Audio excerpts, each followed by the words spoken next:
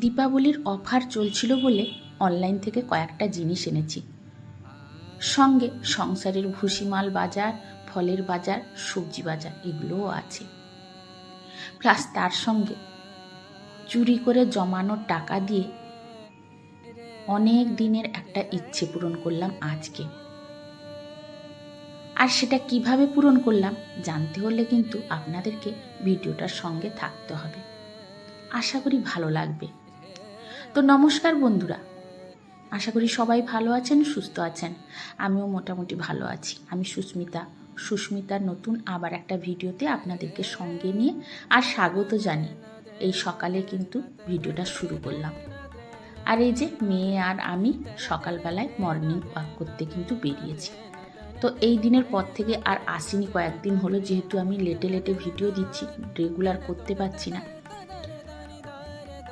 তার কারণ তারপরে মেয়ে অসুস্থ হয়ে পড়ে, তার জন্য আর সকালে হাঁটতে আসা হয়নি। তো এটা কিন্তু কালকে রাত্রে এসেছিল, মানে সকালে যেদিন মর্নিং ওয়াক করতে গেছিলাম তার আগের দিন রাত্রে এই জিনিসটা এসেছিল। আর এটা এতটাই প্যাক হয়েছে, খুলতে খুলতে অনেকটা টাইম নিয়ে নিল।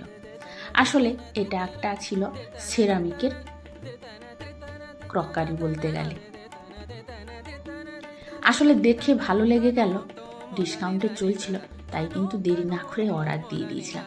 তো কি রাখবো এতে এখনও ডিসাইড করিনি, তবে এনে নিয়েছি। দেখতে বেশ ভালোই লাগছিল। তবে একটা জিনিস কি হয়েছে জানেন তো, আমি একটা আলাদা কালার দিয়েছিলাম আর এসেছে আর একটা কালার। তবে এই কালারটাও খারাপ না, বেশ ভালোই লাগছে। তো আপনারাই কিন্তু আমাকে কমেন্ট করে জানাবেন এতে আমি কি রাখবো। এত সুন্দর লাগছে জিনিসটা, কি আর বলি আপনাদের। আমার মনে হয় আমরা মেয়ে মানুষরা প্রচণ্ড লোভী, বিশেষ করে সংসারের দিক দিয়ে। কোনো জিনিস দেখলেই কিন্তু লোভ লাগে, আনতে ইচ্ছে করে। ওই যে বলে না, দেখলেই জিভ থেকে লালা গলে, তো আমারও সেরকম হয় জানেন তো। আমি এই জন্য অনলাইন দেখি না, আর দেখলেই মনে হয় একটা কিছু নিয়ে নিই। তো এই করেই দীপাবলিতে অনেকগুলো জিনিস নিয়ে নিয়েছি। আর তার সঙ্গে কালকে এই বাজারও করে এনেছি, কারণ মাসের শেষের দিকে বাজার করতে হয়। আর পুজোর আগে বাজার করেছিলাম, তো অনেকটাই বাজার শেষ হয়ে গেছিল। আর আমি গেলে চেষ্টা করি সব রকমের বাজার কিন্তু একসঙ্গে করে নিয়ে আসা। আর আমি গেছিলাম বলে সেই মতো সব কিছু বাজারও করে এনেছি। গ্রোসারি বাজার, ফলের বাজার, সবজি বাজার। তার সঙ্গে এনেছি গাঁদা ফুলের গাছ। জানেন তো, গাছ তো আমি খুবই ভালোবাসি, সেটা তো আপনারা অনেকেই জানেন। তো গাঁদা ফুলের চারা বিক্রি হচ্ছিল, তো কয়েকটা নিয়ে এসেছি, সেগুলো লাগাবো। কারণ শীতের সিজন বলতে বলতে চলে এলো, কারণ শীতের সময় জবা ফুল বেশি ফোটে না, তাই গাঁদা ফুল চারা নিয়ে এলাম। আর এই যে একটা কাণ্ড হয়ে গেছে দেখুন, ওই ব্যাগের মধ্যে পানি ফল ছিল, ভুসিমাল দোকানি কি করেছে, তার উপরে সর্ষের তেলের প্যাকেটটা দিয়ে দিয়েছে। আর এই যে পানি ফলের কাঁটা থাকে, সেইগুলো কিন্তু ফুটে গিয়ে তেল বেরিয়ে গেছে অনেকটা। আর এই যে দেখুন এতগুলো মাছ নিয়ে এসেছি, আর তেল গিয়ে এই বরবটির মধ্যে পুরো ভর্তি হয়ে গেছে জানেন তো। যত ধুচ্ছি কিছুতেই যাচ্ছে না, পুরো বরবটির গায়ে একদম তেল যেন ভর্তি। তো যাই হোক, কিছু করার নেই। আর এই যে সব রকম গুছিয়ে নিলাম। তারপরে চলুন আর একটা জিনিস দেখাই। এই কলগেটটাও কিন্তু অফারে চলছিল, অনেকটাই কম রেট নিয়েছে জানেন তো।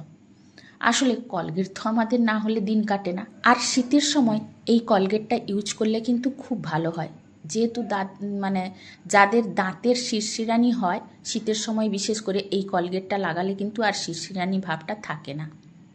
তো তারপরের দিন এসেছে মিশো থেকে এই 3D বেড কভারটা। এটা দেখতে চাইলে আপনারা আমার শর্ট ভিডিওতে দেওয়া আছে, গিয়ে আপনারা দেখতে পারেন। এটা এনেছি এই বেড কভারটা মিশো থেকে। আসলে এটা ট্রেন্ডিংয়ে চলছে, সবাই বলছে ভালো ভালো, আর ক্যামেরার মধ্যে এমন দেখাচ্ছে না, মনে হচ্ছে সত্যি খুব ভালো। তাই আর লোভ সামলাতে পারলাম না, মেয়ের জন্য একটা অর্ডার দিয়ে দিলাম, মানে মেয়ের খাটে পাতাবো বলে। তো অর্ডার দিয়ে দিলাম, চলেও এলো। তো আসার পরে দেখছি জিনিসটা ভালো, কিন্তু কাপড়ের কোয়ালিটিটা ভালো না। আসলে আমরা যারা বেড কভার কটনের ব্যবহার করি, এই সব কাপড় কিন্তু আমাদের জন্য চলবে না। মানে পাতালে কেমন যেন লাগে একটা। আমি তো সব সময় কটনের বেড কভারই ইউজ করি। এগুলো ইউজ করি না বলতে গেলে।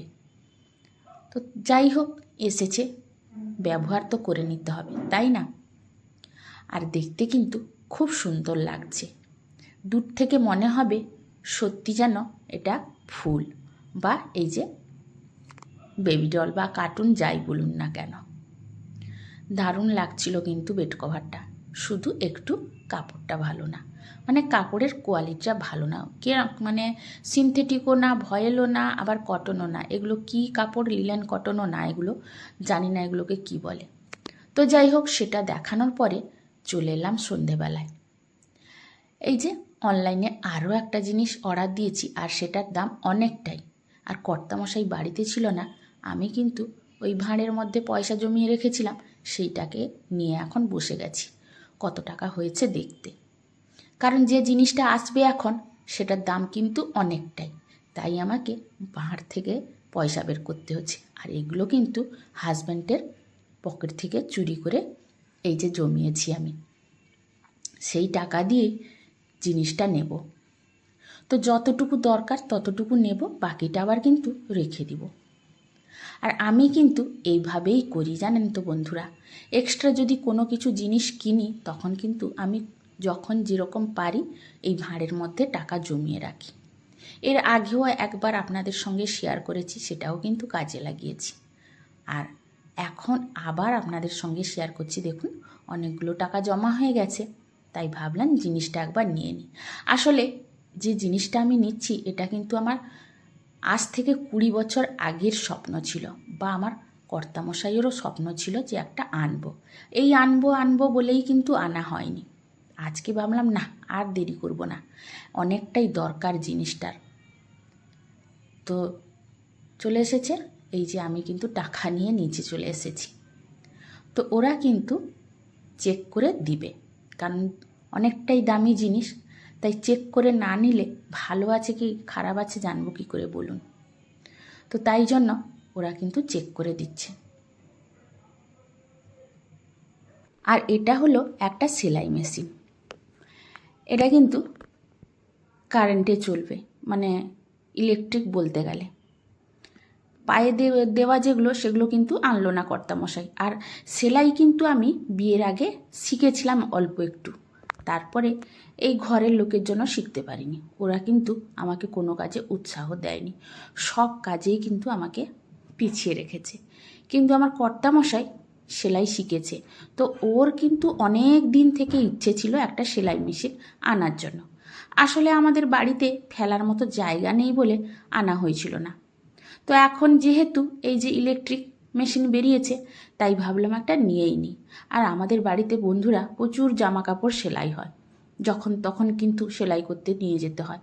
আর সেলাই করতে নিয়ে যাওয়া মানে কত টাকা যায় সেটা নিশ্চয়ই আপনারা যারা করেন জানেন। তো সেই জন্য ভাবলাম যে একটা মেশিন না হলে কিনেই নিই, কারণ হাতের কাছে থাকলে অনেক কাজে লেগেও যাবে। তাই কষ্ট হোক যাই হোক, টাকা জমিয়ে রেখেছিলাম, সেই দিয়েই কিন্তু একটা কিনে নিলাম। দেখে যে কী আনন্দ হচ্ছে কি বলবো আপনাদেরকে, কারণ অনেক দিনের একটা ইচ্ছে পূরণ হলো। তো ওরা কিন্তু সব কিছু চেক করে দিয়ে গেল। আর জিজ্ঞেসও করে নিলাম যদি কিছু প্রবলেম হয় তখন কি হবে। ওরা বলল যে ওয়ারেন্টি কার্ড আছে, যদি কোনো সমস্যা হয় তাহলে কিন্তু অবশ্যই ওই কোম্পানি আপনাদেরকে এক্সচেঞ্জ করিয়ে দিবে। আর আনার পরেই কর্তামশাই কিন্তু দোকান বন্ধ করে এসে নিয়ে বসে গেছে যে মেশিনটা ঠিক আছে কি নেই। আর তার সঙ্গে আজকের ভিডিওটাও এখানেই শেষ করলাম। তো কেমন লাগলো বন্ধুরা ভিডিওটা আমার, অবশ্যই কিন্তু আপনারা কমেন্ট করে জানাবেন। আর নতুন কোনো বন্ধু যদি ভিডিওটি দেখার জন্য এসে থাকেন, তাহলে অবশ্যই একটা সাবস্ক্রাইব করে পাশে থাকতে পারেন বন্ধু হয়ে। তাহলে আজকের মতো বিদায় নিচ্ছি।